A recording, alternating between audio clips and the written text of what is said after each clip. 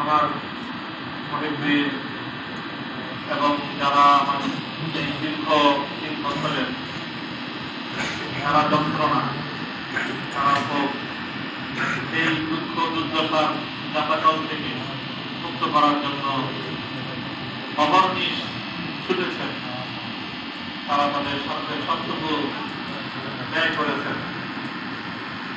এবং আমরা আমাদের এই দুঃখ কষ্টের চরম পর্যায়েও বাইরে যারা রোজগার করতেছেন তাদের কষ্টটা অনুভব করেছি। যখন একদিন শুনতাম যে আজকে জামিন হওয়ার কথা, সাহেবের মতো মানুষ একজনের বাড়িতে গিয়ে কথা দাঁড়ায় থাকছে দেখা করার সুযোগ পায় না। এই কথাগুলো যখন শুনতাম হৃদয়টা দৌড়ে বসতে যেত। গোটা আলেম সমাজকে কতটা মানে প্রতিপন্নতি করা হয়েছে বা আল্লাহ পাক রব্বুল আলামিনের কাছে আমি এর বিচার আর কারো কাছে না। ইন্নামা আশকুরুবাসি ওয়া হুজনি ইলাল্লাহ। কথা তো আসলে বলে আগেও যে বলেছি, হয়তো বলার মধ্যে অনেক ভুল ত্রুটি ছিল, বলার আন্দাজ, বলার ধরন সলিকা ছিল না। অনেক সময় বলতে গিয়ে হয়তো যেভাবে বিনয়ের সাথে বলা দরকার সব সময় হয়তো আমরা বিনয়ের সাথে বলতে পারিনি। আমাদের দুঃখ কষ্টগুলো অনেক সময় আমাদের মুখের ক্ষোভের ভাষায় প্রকাশ পেয়েছে, এগুলো আমাদের ভুল। কিন্তু একটা কথা তখনও বলছি এবং এই 3 বছর তারা ভোগ করার মধ্যে থেকে অনুভব করেছে এবং আজকেও বলছি যে আসলে সব কথা আমরা সবসময় খুব সুখে বলি না। আমাদের যে খুব বলতে মনে চায় সেজন্য বলি না, তা সেজন্য বলি বলতে মনে চায়, বলতে সুখ লাগে, আনন্দ লাগে, এই জন্যই সব কথা বলি। আমি বুঝতেছি যে আমি কারাগারের প্রত্যক্ষ কারামুক্ত হয়েছি। আমি পরোক্ষ ভাবে কারাগারের শৃঙ্খল এখনো আমাকে তাড়া করে দিচ্ছে। আমি সব জানি, সব বুঝতেছি যে আমি এখন কোন পর্যায়ে দাঁড়িয়ে আছি, কোন দেশে বসবাস করতেছি। এই দেশের সার্বিক পরিস্থিতি সম্মুখ না হলে যথেষ্ট অনুভূতি সেই ব্যাপারে আমার আছে। তবে একটা কথা কি, অনেক সময় মনে হয় এরকম, যখন ইসলাম, আল্লাহ তার রাসূল এবং আলেম ওলামাদের সঙ্গে তাচ্ছিল্যপূর্ণ আচরণগুলো যখন দেখি, তখন নিজের পরিণামের কথা আর ভাবতে ভালো লাগে না। নিজের কি হবে সেটা ভাবতে আর ভালো লাগে না, যেন বলে দিন। জানি না আগামীতে আমি কতদিন এভাবে নীরব থাকতে পারবো, আমি জানি না। আমি বলতে পারি না যদি এভাবেই আমাদের আলেম ওলামাদের সাথে আচরণ করা হয়। আমি আমাকে কোরবানি করে দেন বা কোরবানি করেছেন, কি করবেন, কি করবেন, কতটুকু করবেন আমি জানি না। তবে মনে রাখবেন, ওলামায়ে কেরামের সম্মান, মর্যাদা, ইসলাম এবং আলেম, ইসলামপন্থী, ইসলামের ধারক বাহক যারা, এদেশে যারা ইসলামকে ভালোবাসে, তাদেরকে নিয়ে ছিনিমিনি খেলা হবে। আর এভাবেই আমরা নীরবতা পালন করে যাব, এটা ইনশাআল্লাহ হবে। একটা জিনিস কি মনে রাখবেন, যে কিছু মানুষকে আল্লাহ পাক রব্বুল আলামিন সর্বযুগে তৈরি করেন যে তারা কিছুটা ঝুঁকি নিয়ে সামনে অগ্রসর হয়। সমস্যাটা যেখানে হয়, যেই কারণটায় আমাদের কিছু মানুষের জন্য এবারে কষ্টটা, নির্যাতনটা বেশি মাত্রায়, বেশি চাপ আমাদের উপর প্রয়োগ করেছে, যে জিনিসটা সেটা বলে কথা শেষ করতেছি। অনেক সময় আমাদের মধ্যে পর্যালোচনা হতো কারাগারে যে আমরা এই কয়েকজন আমাদেরকে কি পাইল, আমাদের যে কত বড় বড় হুজুররা আছে বাংলাদেশে, আমাদেরকে এরকম করে ধরছে কেন? তো সাকাউত ভাই একটা সুন্দর একটা দৃষ্টান্ত দিতেন কথা আলোচনার মধ্যে, আমার এই দৃষ্টান্তটা খুব পছন্দ করেছে। দেখবেন যে গাবতলী থেকে আমাদের ঢাকায়ও গরু নিয়ে যায়, দলে দলে গরু, রাত্রে 11টা 12টার থেকে ওই চকবাজার, মৌলে বাজার, কাপ্তান বাজার, কারণ বাজার, সব এরকম শত শত গরু গাবতলীতে আনে বিভিন্ন জায়গা থেকে। এরপরে গাবতলীতে নামায়, তারপরে বাকি পথ কি করে হাঁটায় নিয়ে যায়। 10টা 12টা গরু একসাথে বাঁধা থাকে। এই 10টা-12টা গরু যখন একসাথে বান্ধা থাকে, রাস্তায় দেখবেন যে ওই রাখাল তো থাকে 1-2 জন পিছনে, লাঠিতে পিটিতে থাকে, সবগুলো হাঁকাইতে থাকে। হঠাৎ রাস্তার মধ্যখানে গিয়ে ওই পালের মধ্যখানে কয়েকটা গরু বসে পড়ে। এখন 6টার মধ্যে 3টা বসে পড়ছে, রাস্তার মধ্যে বসে পড়ছে ক্লান্ত হয়ে, আর বাকি 3টা তো হিম্মত করতেছে এখনো যাওয়া। কিন্তু যখন 3টা বসে পড়ে, বাকি 3টার উপর যে কি প্রেশার যায় ওই 3টা তখন বুঝতে পারে। 6টায় যদি দাঁড়ায় থাকতো, ধীরে ধীরে চলতো, তাহলে বাকি 3টাকে এই পরিমাণ চাপ তাদেরকে ভোগ করতে হতো না।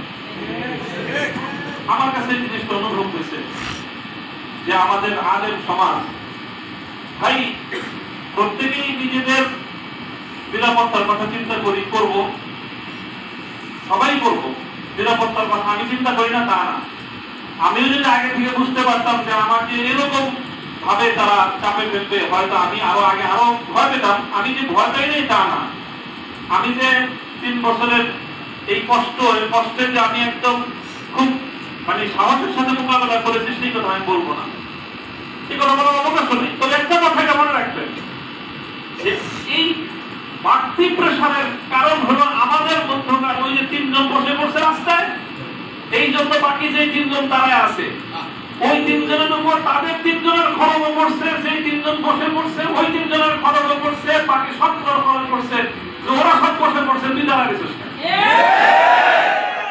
এটা হলো সমস্যা। যারা অন্তত আগামী দিনে যে কোনো ভাবে জাতীয় নেতৃত্বের সামনের সারিতে আসবেন, যেভাবেই আসেন, নেতৃত্বের সারিতে আসার অর্থ এটা নয় যে আপনি হেফাজতে ইসলামের আমির হইতে হবে, মহাসচিব হইতে হবে, তা না, অথবা আপনাকে কোন সংগঠনের আমির মহাসচিব হইতে হবে, তাও না।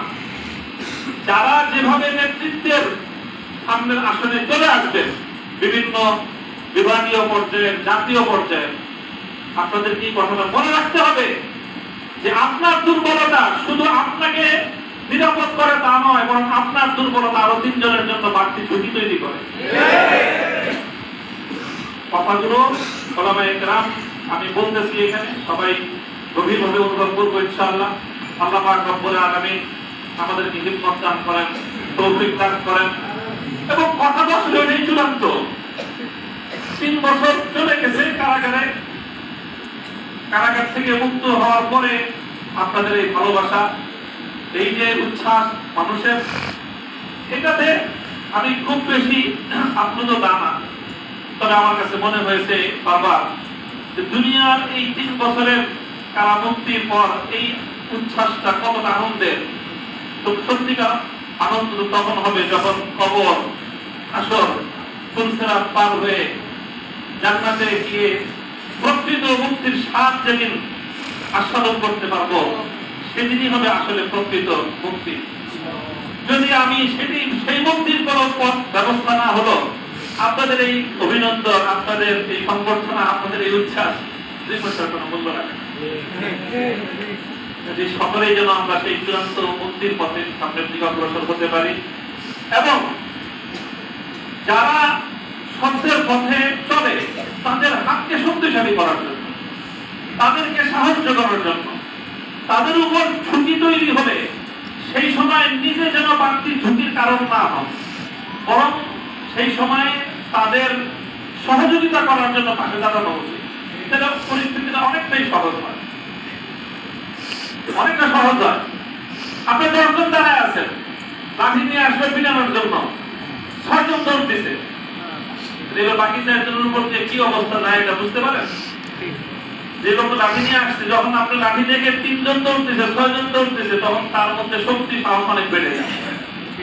তখন আর বাকি যে 4 জন দাঁড়ায় আছে, ওদের অবস্থা যায় কিয়ামত ওদের উপর দিয়ে। আপনাদের বাকি 6 জন দৌড়তেছেন, আপনারা শুধু নিজের নিরাপত্তার কথা চিন্তা করলেন, যারা মাঠে একা ফেলে গেলেন তার পরিস্থিতিটা কি হবে এটাকে একবার ভেবেছেন? যারা নেতৃত্বের আসনে আছেন, ধারে কাছে আছেন, সবাই আগে এই কথাটা চিন্তা করে যদি মনে করেন যে হ্যাঁ আপনার মধ্যে আপনি সেই দুর্বলতাই খুঁজে পান, 6 জন সাথীকে ময়দানে একা ফেলে বাকি 6 জন আপনার পালায় যাবেন, তাহলে দোহাই লাগে আগে আপনি নেতৃত্বের আসন থেকে দূরে সরে যান।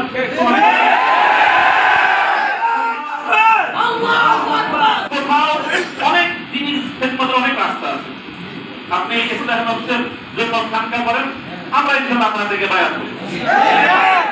আপনি আরো অনেকগুলো খেদমতের ময়দান আছে।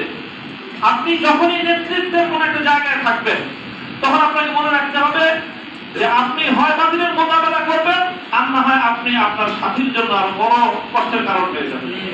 কোনটা আমি হব, আপনি হব, সেটা আমাদের বিবেচনা করা উচিত। আল্লাহ পাক রব্বুল আলামিন আমাদের তৌফিক দান করেন।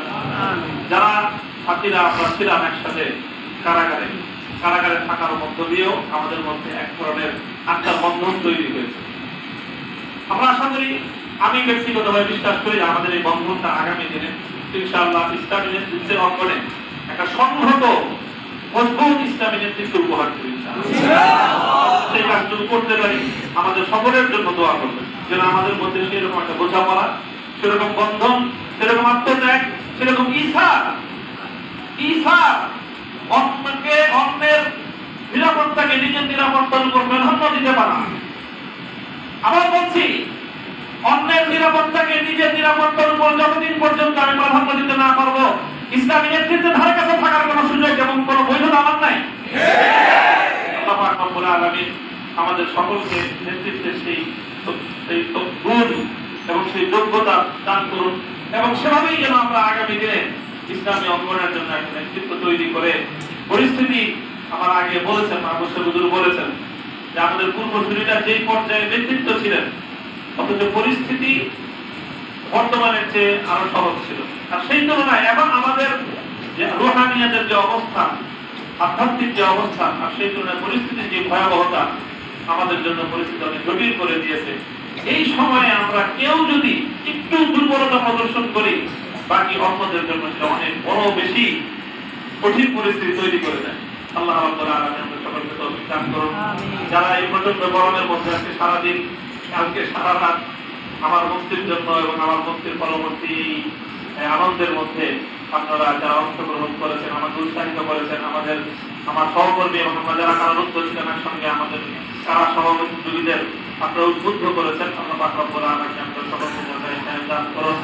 আগামী দিনের জন্য হক এবং মানহানিয়াতের পথে থাকতে পারি, আল্লাহ সন্তুষ্টির পথে রিয়া এবং কিবির মুক্ত আমল যেন করতে পারি, সেটা আল্লাহ দান করুন।